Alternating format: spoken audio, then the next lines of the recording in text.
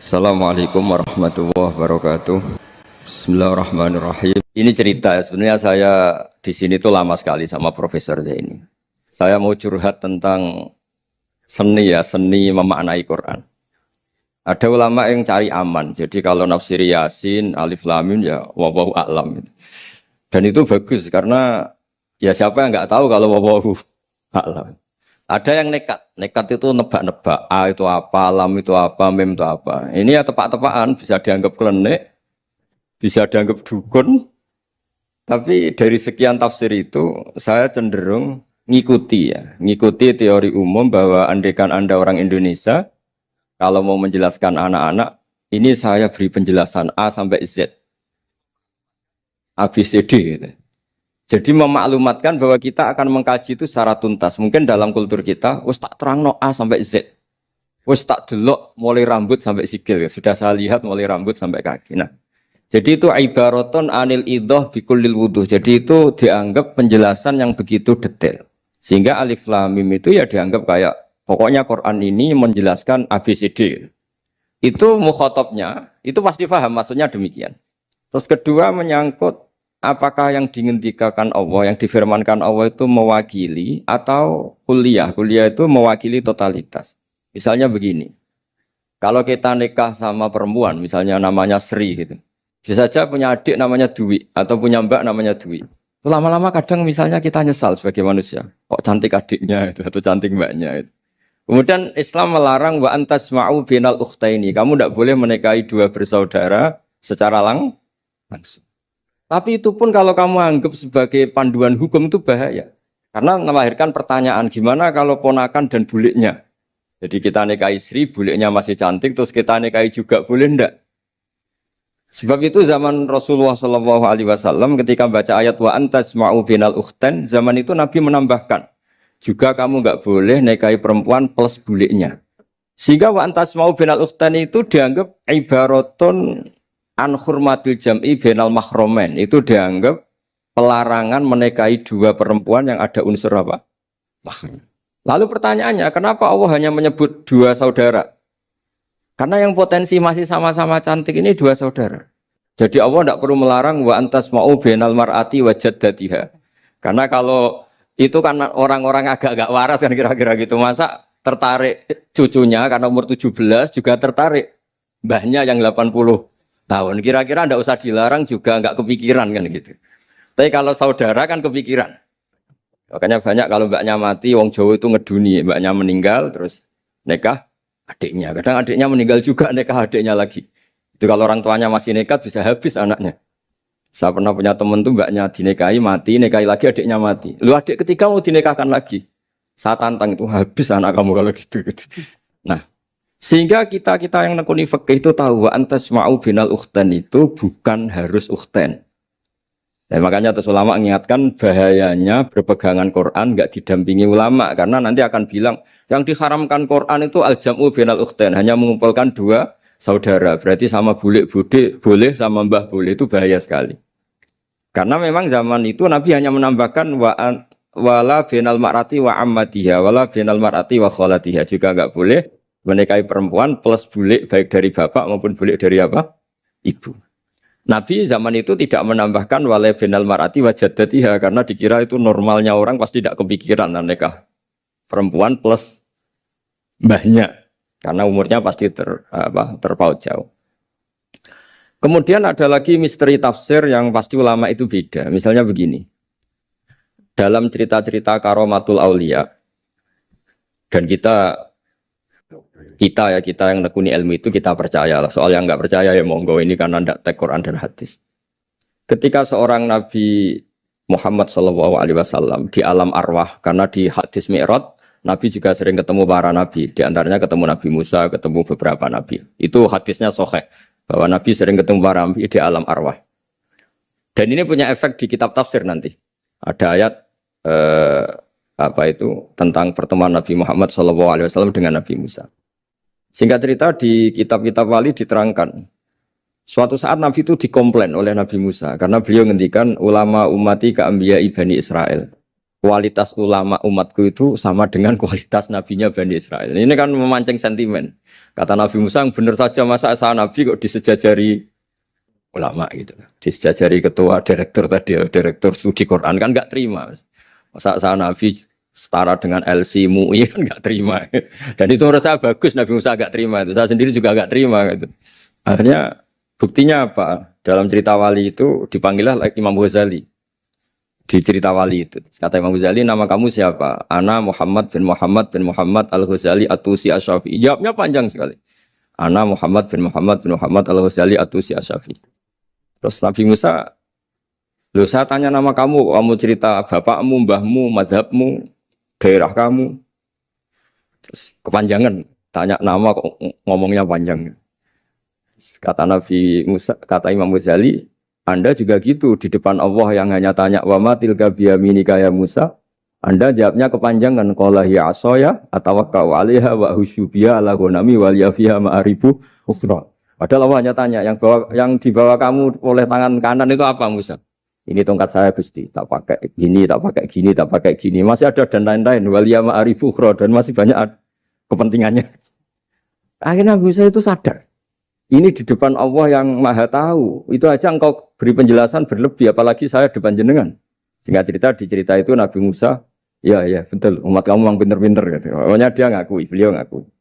Tapi dalam perspektif ilmu Thariqah, tafsiran seperti itu tidak diikuti. Yang diikuti adalah, kalau kita ketemu rektor, misalnya nyuwun sewu, satpam dipanggil rektor, atau dipanggil ketua badan wakaf, atau menteri dipanggil presiden, atau murid dipanggil guru, itu kan bawaannya grogi. Dan mulai dulu orang-orang bijak, saya kenangan saya dengan Kiai Haji Maimun Zubair, dengan bapak saya sendiri. Orang-orang bijak kalau manggil santri atau bawahan dengan keadaan grogi itu mesti tanya yang nggak penting. Supaya groginya hilang. Piye mau nang dalan macet, gimana di jalan tadi macet? Gimana di daerah kamu musim apa? Setahu saya ulama-ulama top atau rektor atau siapa saja kalau yang bijak, pasti nanya anak buah itu yang nggak penting dulu. Gimana lancar di perjalanan, datang jam berapa, sehat-sehat saja. Karena bawahan itu takut. Nah, ketika Nabi Musa ini takut, Allah itu ngikuti sunnahnya manusia. Kalau takut ya jangan tanya yang penting dulu. Kamu bawa apa? Ya dijawab, saya bawa tongkat Gusti. Jadi itu sebetulnya hanya ilmu psikologi. Bahwa kalau orang takut itu ya ditanya yang ringan-ringan. Lagi-lagi ini ilmu. Jadi analisis tafsir itu tidak ada selesainya. Dan semuanya butuh perangkat. Di antaranya perangkat itu adalah fitrah salimah. Makanya dikatakan Pak Rektor tadi benar bahwa orang bisa memahami Quran, kekuatan angin dengan cerita angin seperti ini. Tadi cerita Pak Warsono Muhammad juga gitu, Warsono Muhammad semuanya sama. Sehingga memaknai Quran itu baik dengan ilmiah maupun dengan fitrah salimah itu akan sama-sama menelurkan makna yang sahih. Asal berlandas riwayat yang sahih. Saya punya sekian cerita tentang ulama-ulama dulu kalau ngartikan ayat.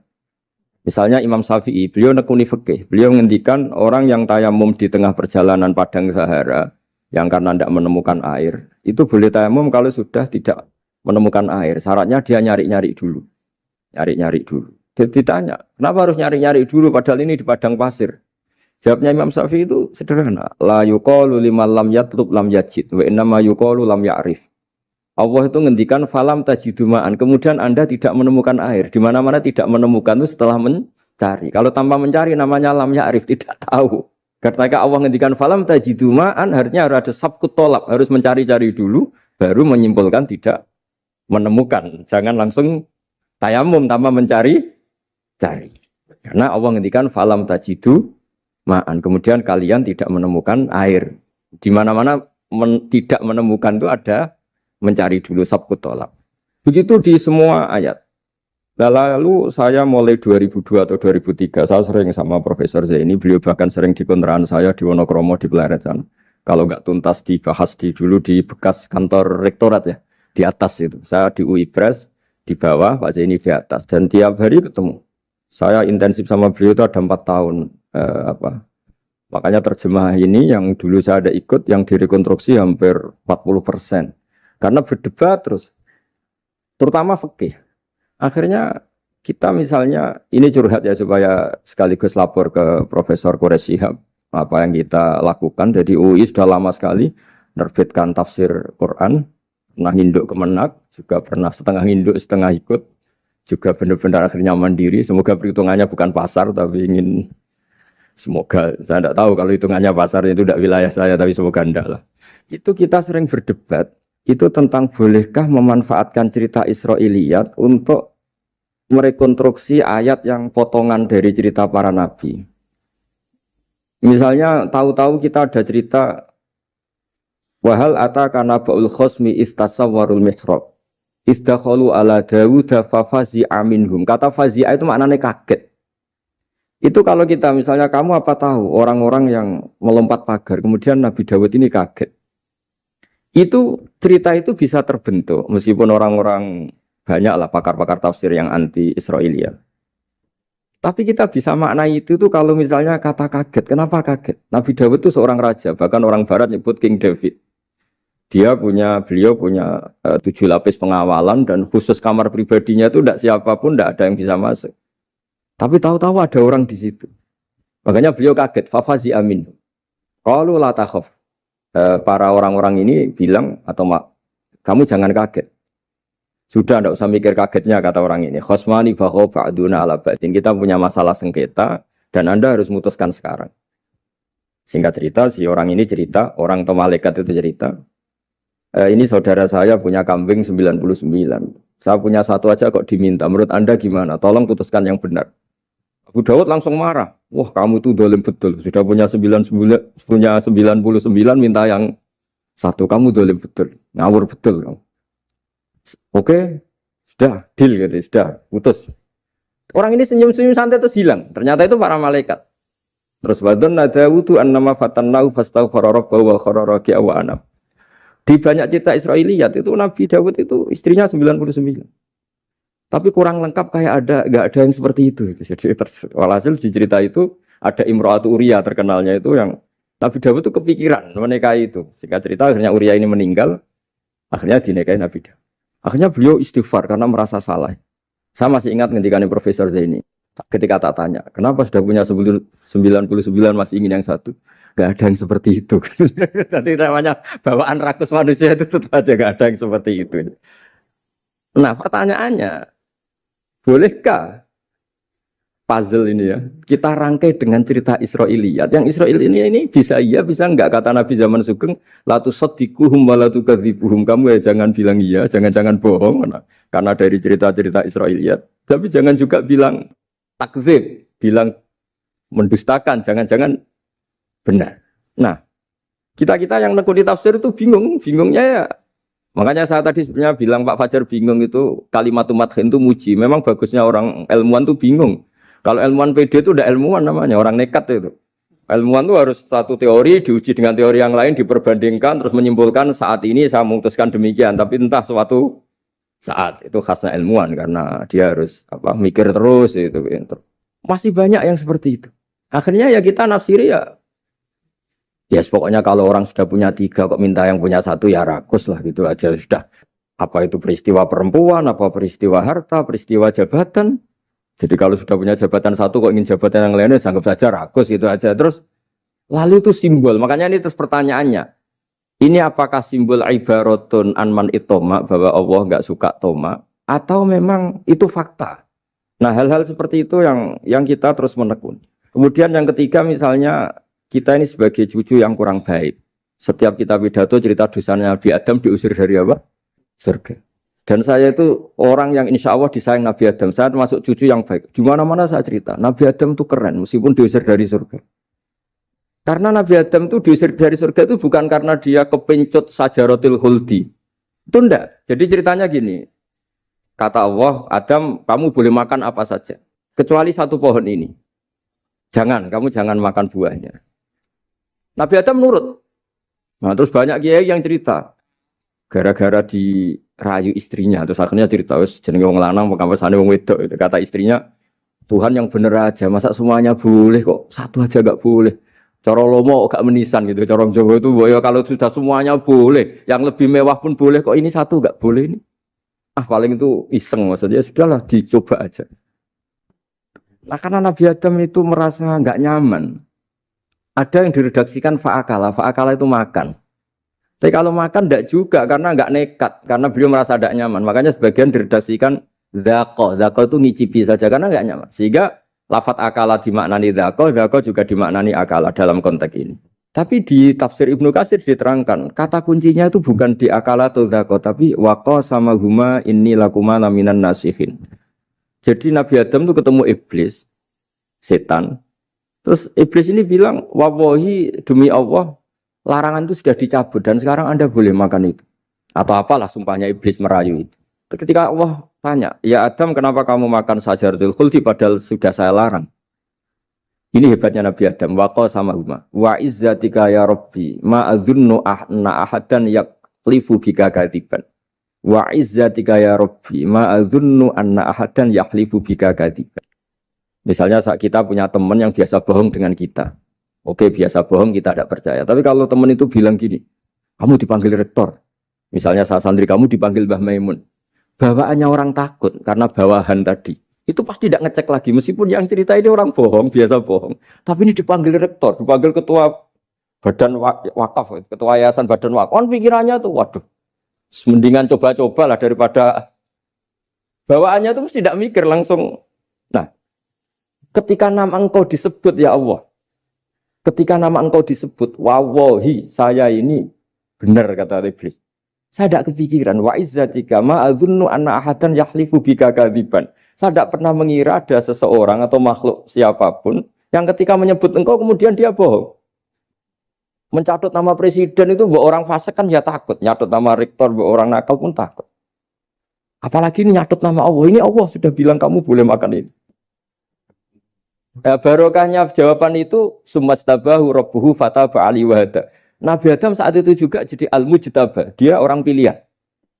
Ya, ini saya termasuk cucu yang baik karena meneruskan cerita sampai sempurna ini. Jadi mohon para kiai, para balik yang cerita Nabi Adam dosa itu mohon tobatlah, kasihan tuh mbah kita, anu diceritakan dosa nih, dosa kalah beong wedok semacam-macam lah itu kasihan. Bacanya harus urut. Wa aso adamu rabbahu fahuwa tapi tsumma jtabahu rabbuhu fataba alaihi wahda. Jadi lengkap lah, jangan cerita dosanya tok terus disimpulkan, mbah kita aja dosa apalagi kita sudah salah. Ngambil dalil, dipakai justifikasi gitu. Nah, hal-hal seperti ini tuh kita sering debat sama Pak Zaini ya, debat-debat ilmiah. Karena kita yang ada ayat potongan-potongan tadi, itu tidak bisa merangkai kalau tanpa memanfaatkan dengan tanda kutip itu, memanfaatkan kisah-kisah Israiliyah. Karena bawaannya ini panjang. Saya beri contoh lagi, kalau bal sawatat lakum anfusukum, misalnya siapa bawanya Nabi Ayub, Nabi Yusuf, Nabi Yakub. Nabi Yakub itu dirayu oleh anak-anaknya. Sudahlah Yusuf itu kita ajak main. Singkat cerita walhasil karena mereka punya niat buruk, Nabi Yusuf itu dibuang di sumur. Kemudian mereka datang waja'u abahum isya ayyabkun. Qalu ya abana inna dhahabna nastabiqu wa tarakna Yusufa inda mata'ina fa akalahu dhib. Ya kita ini main, Bah. Tapi ketika di hutan, kemudian Yusuf dimakan serigala. Dan mereka pura-pura nangis. Wajah wabahum isya ayyabkun. Dia datang pura-pura nangis. Dan terus abahnya bilang, wah ini rekayasa kamu. Qala bal sawalat lakum anfusukum amro. Pasti ini rekayasa kamu. Nah, kata rekayasa di sini itu kita mikir loh, kok ujuk-ujuk Nabi Yakub bilang rekayasa itu gimana? Tapi barokahnya konstruksi cerita-cerita tadi kita tahu. Yaitu tadi nggak ada kejahatan yang apa? Sempurna. Terus mereka kan latohu saubahu bidamin. Mereka itu melumuri bajunya Nabi Yusuf dengan apa? Darah. Seakan-akan Nabi Yusuf itu dimakan apa? Serigala. Tapi dia lupa menyobek-nyobek baju tadi. Makanya Nabi Yakub bilang, cek sopan serigala itu ketika mau makan baju anak saya disuruh nyopot dulu gitu. Peradabannya gitu. Nah, di sini kata sawalat itu ada konstruksi yang kita mau tidak mau pakai cerita tadi karena wong dimakan serigala kok bajunya utuh. Cek beretikanya serigala itu. Mungkin kuliah di UI. Jadi, nah kita ini nekuni itu. Jadi apa ya? Dan terus nah kita akan cari aman, artinya cari aman itu kalau tafsir atau terjemah berdasar Israiliyat kita nanti dimarin orang banyak. Tapi tidak juga kita kadang-kadang mau tidak mau karena ada kata yang tersembunyi. Yang mau tidak mau Utuhnya itu kalau memanfaatkan Israiliyat tadi. Nah, makanya Nabi ketika ditanya, ya Rasulullah bagaimana dengan cerita dari Bani Israel itu. Ya, Nabi ngendikan la tusaddiquhum wa la tukadzibuhum. Ya kamu jangan bilang iya, ya jangan bilang tidak. Tapi setelah kita nekuni tafsir, ya nekuni apa itu mau tidak? Yang terakhir sebagai matur kita ke Profesor Dr. Quraisy Shihab, masalah fikih terutama yang mendesak. Quran itu kalau cerita fikih itu kan belum dibabkan dulu ya. Misalnya at-thalaqu marratan, cerai itu ya hanya 2. Cerai hanya 2 ini kan kita jadi bingung karena taunya kita cerai itu sampai apa? 3. Akhirnya mau tidak mau kita membuat taksisul fikih, dasaran fikih. At-thalaqu marratan ayat tolak sing yasihur rujuk, tolak yang boleh rujuk. Itu 2. Namanya roj'i. Kalau tolak ini roj'i wa bu'ulatuhunna ahaqqu biratihinna, di masa iddah suami tadi maling berhak rujuk. Artinya orang lain enggak berhak karena ini masih fi hukmi zaujiyah. Dia masih dihukumi seorang apa? Istri. Nah, baru fa in talaqaha fala tahillu lahu min ba'du hatta tankiha zaujan ghairah. Ini yang terus kemudian orang fikih menyebut tolak bain, yang kalau itu terjadi si istri ini tidak halal bagi mantan zaujnya kecuali sudah dirasakan orang apa? Lain. Jadi terus kita ini mikir, hatta tankiha zaujan ghairah itu ukurannya nikah itu apa? Mayoritas ulama bilang ukurannya nikah bukan sekedar akad, tapi sudah dirasakan orang lain. Sudah ada hubungan intim. Memang harus bahasa vulgar ya, karena ini fikih. Ben kapok cara Jawa, oleh nalak tenanan jebule ape balik bojone dirasakno wong liya. Kadang mukhalil ini kebablasan enggak mau ngelepas. Padahal dia kadang mukhalil order, tapi kalau cantik terus menarik kan dia enggak mau lepas. Nah, pertanyaannya itu kan, tapi ada madhab yang meskipun syad, yaitu yang mengatakan ya hanya akad sudah sah. Tapi itu di coro bahasa sekarang dibully banyak ulama, disalahkan. Wong tujuannya itu bikin jera, kok hanya akad kan tidak jera. Jadi mukhalilnya hanya akad, setelah akad nanti menceraikan itu sudah cukup. Itu disalahkan banyak ulama karena ketika peristiwa itu terjadi pada istrinya Rifa al-Qurazi, jadi di hadis itu ya vulgar. Ya Rasulullah, saya ini istrinya Rifa al-Qurazi. Kemudian dia mencerai saya, fabat tato lagi, tolaknya sampai habis. Kemudian saya nikah sama Abdurrahman bin Zabir. Di hadis ini bukan bacanya bukan Zubair tapi Zabir. Abdurrahman bin Zabir. Tapi orang Arab itu ya agak-agak vulgar. Wa inna ma ma'ahu mislahud batis saw. Tapi alat kelaminnya tuh kiwir-kiwir. Nabi saya tidak mau.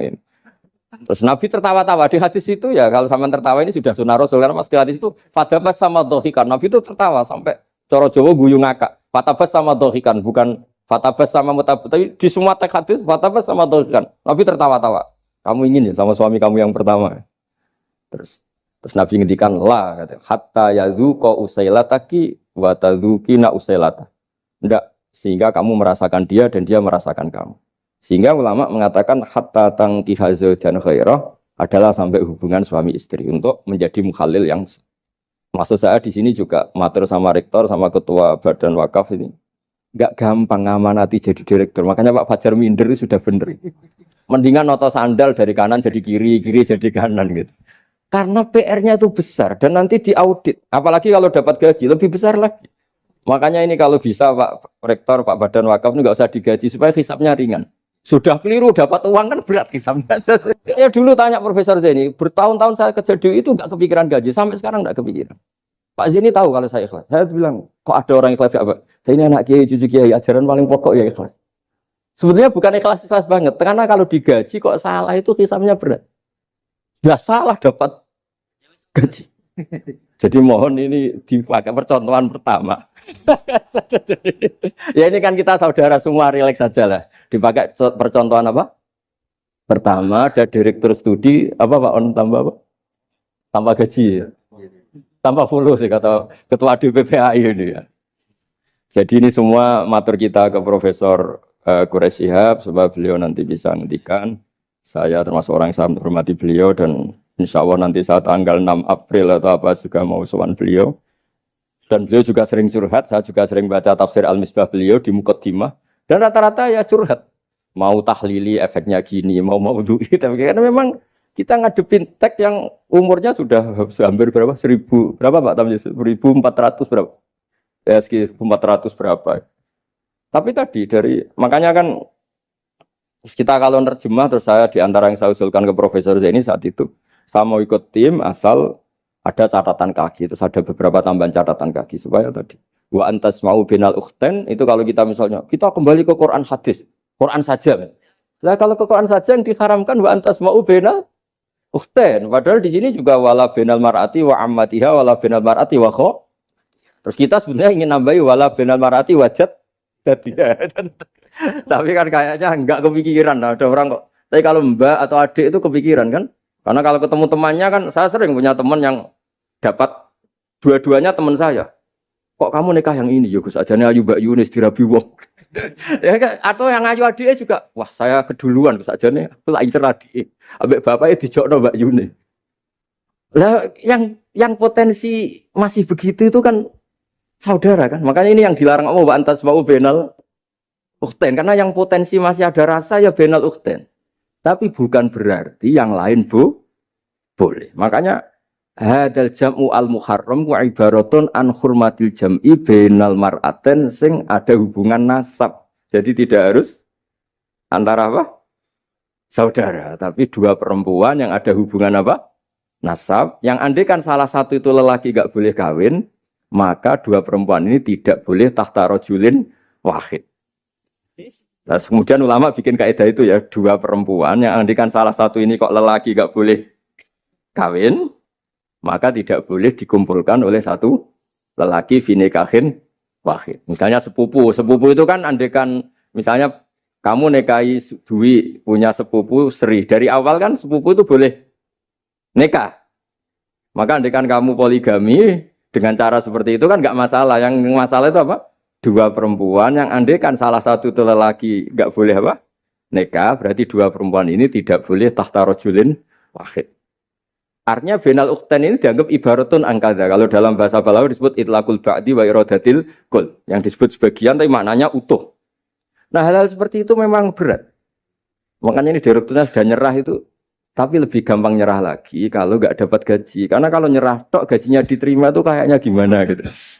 Nah ini tidak gojlok tapi etika, ini urusan etika. Tapi kalau UI memberi tidak atas nama gaji, atas nama kasihan, dia monggol. Ngoten mawon. Assalamualaikum warahmatullahi wabarakatuh.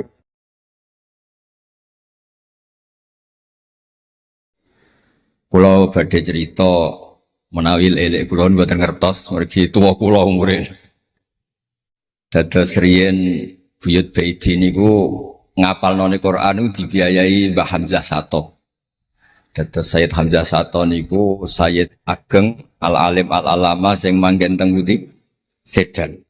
Iku pernah dados iparipun Kiai Zubaidi. Dados Mbah Baidi niku jo nate dididik dipondokaken dening Sayyid Hamzah Sato. Dados di antara sing diceritaken Mbah Mun teng manakibe Sayyid Hamzah niku jasane Sayyid Hamzah niku ndadosaken buyut Baidi niku ngantos apal Quran. Mbah Baidi niku bin Dimyati riyen, Mbah Dimyati niku santri alim dipe anak angkat Mbah Umar Harun.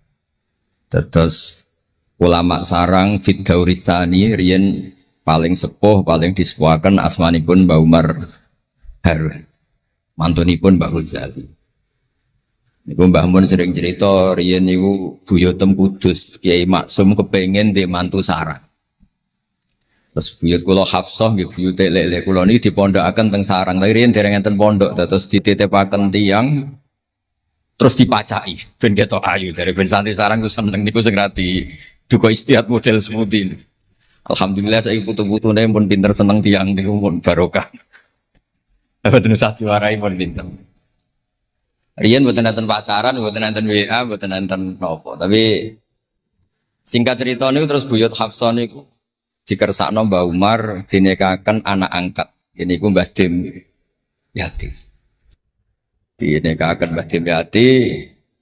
Kiai-kiai Kudus itu ceritane nih ceritane. Ora pati trimo mergi Mbah Dim Yati itu tiang Banjar. Walhasil ngantos dites. Riyen niku mentolo calon mertua ngetes mantu niku mentolo. Kan maca kitab iso ta ora. Terus cara ndukun niku mandi ta ora. Anu riyen dites niku mentolo mertua riyen ora dikaco jan riyen. Asane kan mboten mentolo. Pergi khawatir nak alim mantune malah isen. Lah kata tiang-tiang ngeten iki mek mantu santri terus ngetes pinter mantune no. Di rofa dua cocer ya ora roh. Donyane dibak ya ora roh, sertifikat diwalekno ya ora roh terus ora usah dites.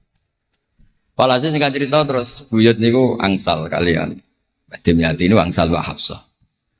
Manggen teng Damaran niku riyen Damaran pondok sepuh. Teng biografi ini pun Kiai Maksum Lasem mawon nate ngaji Mbah Maksum Damaran. Iku ditulis resmi kalian Habib Haidar Bahmat. Dados Habib Haidar bin Hasan bin Sodaqoh bin Zaini Dahlan. Iku nulis biografi ini Mbah Maksum. Niku termasuk nate ngaos Mbah Maksum Damaran. Mbah Soleh Darat yang terkenal gurune Mbah Hasim nggih nate ngaos Mbah Soleh Asnawi Damaran. Dados sak silsilah alim alamah niku nggih. Buyut-buyute lelek niki alim alam. Seputune sing rapati sregep ku rapati wani cerita. Lah niku imma tawadhu wa imma engko diarani goblok dadi sing ora roh. Rasane niku mboten fair. Nggih nak buyute alim nggih diakoni napa? Alim kersane nak sing goblok nggih isin utawi tawadhu napa lah pilihane. Wong goblok biasa ae. Nampa kodok koder. Salah niku nikah. Mboten kerasan deh ngene Kudus Damaran. Mboten kerasan. Niku sing akhire tenggene balokan mriku tenggene Karas terkenali cerita niku buyut niku gadah Mbak Yu sing pun manggen teng mriku. Mbah Dim niku soal hasil manggen teng balokan niku tenggene Karas. Terus sering ditilihi Mbak Arwani niki kula cerita Duriyatam Ba'duha mimma. Kula wingi ngisi khataman tenggene Yambuk Mbah kepanggih Gusulin kepanggih Pak Arifin. Niku Mbak Arwani saking kultuse teng buyut teng Mbah Hafsah. Niku fi hayatiha gesowan. Ba'da wafatiha genate Mbak Arwani sowan teng saryanipun Mbah Hafsah sing derekno Pak Arifin Fanan. Mbah Ulin cerita teng kula pokoke abah nak nimbali buyutem besah. Besah lah. Besau bibik Hafsah. Terus kula cerita teng lek-lek niki mergi kula ngundang lek tapi tuwa kula, umure tuwa kula. Pengalamane nggih top kula. Cara dhuwit nggih kata kula. Cara teng Jakarta niku nggih menteri-menteri sing dirohi nggih kula mboten lele. Terus nak masalah kondang-kondang kula. Duka nak teng akhirat nggih kondang kula. Mboten niki mboten tasjek supados duwe nyali. Mosok Pak Lek kalah mbek ponakan. Nak ponakan iso maca Ikhya palike luwih iso. Nak ponakane ngawur ya palike luwih ngawur. Terus akhiripun niku seniki cerita, terus Mbak Arwani sing ngonton terkenal Al-Muqri Al-Masyhur. Iku kultus kalian buyut kula namine Hafs. Saking kultuse niku ngantos fi hayatiha wa ba'da wafatiha Mbak Arwani sowan. Lane kula teng Kudus ora dikeramat, kula riyen setor teng Kudus teng Damaran niku setiap hari satu juz iki cek menangi dijak. Nyuwun sewu dijak khidmah Mbak Arwani nak didusi Bandur Mutakin badhe mandi badhe wudu. Kula sering dijak teng kamar beliau. Dorong beliau badhe siram terus dipanasaken tapi beliau terus pun boten saged mucal tapi tesese. Niki cerita teng palik-palik kula boten badhe cerita kata-kata. Tapi kersane ngertos bahwa buyute niku keramat. Terus kereng. Dadi kula niku ora dijanggal mbek Rahmani Wafi terus apian. Menawa ya kereng cuma nang ngarep ora wani. Buyut kula niku terkenale kereng. Pak Hafsah. Salhasil terus gada anak barep Sofiah niku sing buyut kula. Angsal Mbah Idrus Lasem. Wonten sing nyeluk Idrus. Alite namine Abdul Khadir. Riyen Lasem pondok kondang. Lane kula gada darah Lasem. Mbah Idrus niku bin Umar. Jadi nak Mbah Hamid Pasuruan Hamid bin Abdul bin Umar, Mbah kula Fatimah binti Idrus bin Umar. Terus kondang. Ndek adik Badiah digarwa Mbah Mahfud. Dadi wong kondang teng Kajen. Terus Mbah mun cerita. Nak kepengin kondang ku besanan ambek Mbah Hafsah. Terus akhirnya walhasil keluarga sarang niku wonten sing diangsalno Mbah Baidi ping kalih. Sing setunggal sing dados Mbah Ahmad dados Mbah Madan. Terus asal usule besanan ambek Mbah Hafsah ben anak putune kondang. Nggih niki mon kondang sedanten ning mondhoke teng Turki bareng gempa ra melok. Nah iku jenenge wong kondang. Dadi nak Turki sugih rono nak melarat mulai. Niku pun pinter lah. Iki sami lek Rahman Yaman perang mulai. Oh nak damai rono meneh. Dan ini gue pinter. Terus niki cerita mawon tentang lelek mungkin sakit nggih pun kertas lah mungkin saking Mbah Mat. Kalau cerita ini salah atau kurang lengkap itu saling melengkapi. Jelas niku Buyut Dimyati yang Banjar niku diregani teng sarang baru kayak alim. Lah niku delala kersane pangeran niku delala. Naskahipun Ki Umar Harun itu disarang di MGS Sulami mboten dicetak. Wis pokoke mboten dicetak. Singkat cerita delala kula kepanggih Gus Said terus beliau minta kula kan ngedit naskahipun Mbah Umar Harun. Namine Islahu Al-Sunil Waro. Nazman Nahwu. Kados Alfiyah persis Alfiyah. Jumlahnya sekitar 800. Niku delala ke ngantos dicetak niku kula nderek ngedit bahkan mungkin nggih namung Gus Said kalian kula sing nggih sepuh nderek ngantos ber. Maksudnya delalah naskah sing gadane buyut kula Ki Dimyati dipe anak angkat Mbah Umar Harun niku kula nderek nyetak, nderek ngedit, nderek macam-macam ngantos kelar ngantos dicetak. Dan iki nunjukno nak pangeran niku kepengin sedanten niku sama. Ya yasilu nama amarallah bihi ayyusol. Orang baik itu orang yang menyambung sesuatu yang harus nopo disambung. Nah, kenapa saya cerita sanad seperti ini supados ngertos nak Islam niku mboten berdiri sendiri. Tidak hidup di ruang yang kosong. Nabi Muhammad sallallahu alaihi wasallam, Mbah Mun sering cerita. Kena apa kok hijrah teng Madinah? Mergo melok wong ora kepenak. Dados Nabi niku min jihadil ab niku Quraisy. Muhammad bin Abdullah bin Abdul Muthalib bin Hashim.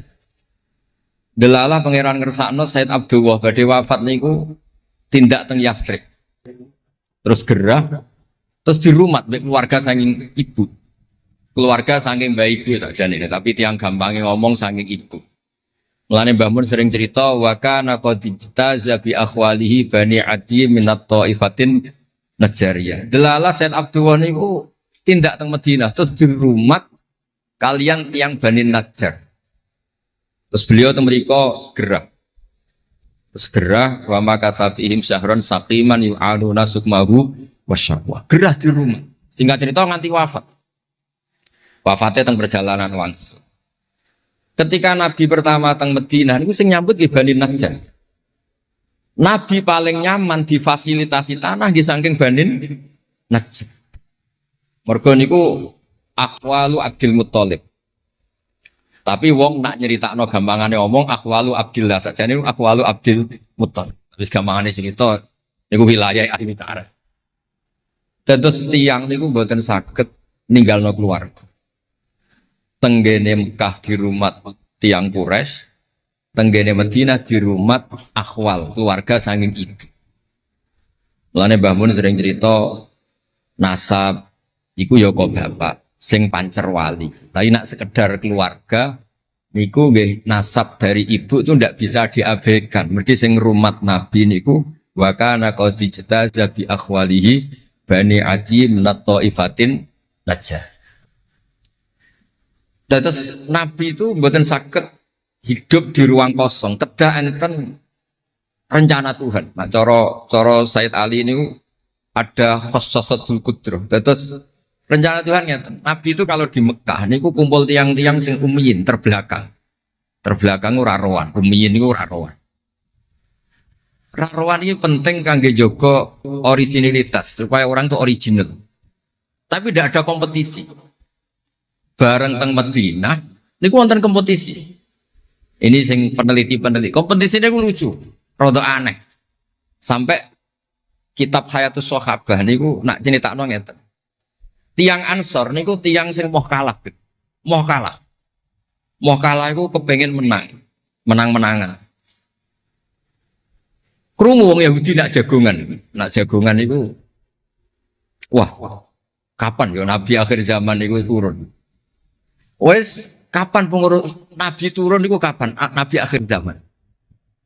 Bareng dibakas-bakas tiang Ansor itu nguping. Mulane ana wong rasane dikuping yo haram tapi mau setengah. Baru kayak nguping itu terus jare tiang Ansor la yasbiqunan aja sampai wong Yahudi ku luweh ketemu dhisik ning Muhammad ketimbang kita. Dia rong pati sopan ya. Walhasil terus mara teng Mekah. Digoleki wong sing sifate persis kados sing disebut tiang nopo? Yahudi. Buareng di ketemu teng al mausimul haji atau mausimul haji. Terus ketemu Kanjeng Nabi sesuai sifat sing dibahas yang nopo Yahudi. Terus wong pertama ro Nabi Muhammad niku barokahe tema-tema sing diangkat ahli kitab. Mulane disebut alladzina atainahumul kitaba ya'rifunahu kama ya'rifuna abna'ah. Mboten saged Nabi berdiri sendiri, ketika ada tema yang diangkat ahli kitab, mulai wong Nasrani, sing terkenal ya Nastura, Bukhaira, terus tiang-tiang Yahudi Madinah. Mbon walhasil terus ketemu terus cocok terus do Islam. Badhe boyong Kanjeng Nabi. Tapi nggak realistis karena jumlahnya belum besar. Soal hasil mereka minta tahun depan engkau pindah ke Madinah. Dulu namanya Yasrib. Karena setelah itu tidak ada satu rumah pun di Madinah kecuali ada yang apa? Islam. Bon walhasil Madinah Islam. Nabi terus didiskusikan ulang. Ini tema-tema internasional. Barang Nabi ngaku Nabi digugat ulang. Nasabnya itu gimana? Anak turunnya sopo. Walhasil terus tiang-tiang Yahudi neliti. Diterangno pangeran fihi ayatum bayinatum maqamun apa? Ibrahim, bahwa Muhammad bin Abdullah bin Abdul Muttalib bin Hashim niku nasabe nganti Khalilur Rahman Ibrahim alaihis salam, ditandai Ibrahim itu duwe petilasan teng pundi Mekah. Ya niku ada batu yang diinjak Nabi Ibrahim dan itu bukti Nabi Ibrahim pernah di Mekah.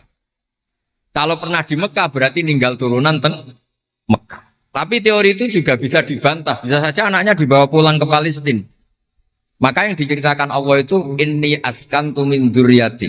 Harus ada kepastian bahwa Ibrahim anaknya ditinggal. Mulai disebut inni askantu min dzurriyyati biwadin ghairi dzar'in inda baitikal muharram. Terus akhirnya clear. Ada bukti artefak makam Ibrahim. Ada bukti kalamullah kalau anaknya itu ditinggal. Disebut inni askantu min dzurriyyati biwadin ghairi dzar'. Terus kunane kuno wong sing diwedeni iku ora iso mangan. Tapi nak Nabi ora iso mangan wedine nak terus ra kelar salat. Makanya redaksinya diwalik. Rabbana liyuqimus shalah faj'al afidatan minan nas tahwi ilaihim warzuqhum minat tamar. Gusti anak putu kula kersane nak ngaji ku anteng, nak salat ku anteng nggih ra di dhuwit. Terus saiki diwalik nggih dhuwit sik. Sakjane mboten nggih. Kula suwun lelek nak ndonga diwalik. Ya Allah supados ngaji kula anteng. Wonten wakil bupati ta napa seneng kula. Gua nang seneng tok njaluk donga. Niku mboten angsal, dudono warzuqhum. Warzuqhum iku ya dhuwit ta apa lah pokoke. Tapi ampun tomak mboten sae. Tapi medhit luwih rasane. Pokoke padha rapi. Tomak itu rapi, medhit yo. Kuwi sering ditakoki dia, Gus, hukume pilihan desa bayar ku piye? Ya suap ku haram. Tapi calon lurah medhit ya haram. Lah terus hukume piye? Ya hukume ngono iku. Suap ku haram, calon pemimpin medhit ya haram. Lah hukume piye? Yo hukume ngono iku. Dadi tomak ning wakil bupati yo haram, wakil bupati medhit yo haram. Dadi haram ketemu haram. Esuk kok ora hukume ngono. Wis konane kuno iku wong sregep ibadah bayangane Nabi Ibrahim yo di dhuwit. Rabbana liyuqimus shalah faj'al afidatan minan nas tahwi ilaihim warzuqhum minat. Lan alamate kitab lek sing seneng kudu akeh. Piye-piye afidatan minan nas tahwi ilaihim. Tahwi ku seneng sing ngawur. Nek seneng kok ijek ngekeki dhuwit 10.000 20.000 ora ngawur. Hawa iku seneng sing ana ngawure. Tahwi ku seneng sing ana ngawure. Nak seneng kok ijek terkontrol rong pati tahwi. Dadi hawa iku seneng sing ana ngawur. Jadi nak kiai kok seneng rapati akeh iku ya orang pati Nabi Ibrahim. Niki cerita terus kersane lek-lek ngertos pilih buyut-buyut itu tiang alim alama. Kulo nu nanti mau biografi resmi ini pun Kiai Maksum Laksem sing terkenal nih Bali Maksum. Niku biografi resmi nanti ngaji Mbah Maksum Damar. Nggih kondang buyut-buyut ini gitu. Saat ini gua aja cerita kondangi buyutnya yo. Pokoknya nak buyut kondang gitu putune. Kondang. Dah kondang itu jadi Jundul Mustafa pasukannya Kanjeng Nabi. Pasukannya riyen terus kalau cerita santai-santai kalau suwon simtud duror gitu damel berjanji gitu damel tiba gitu damel pergi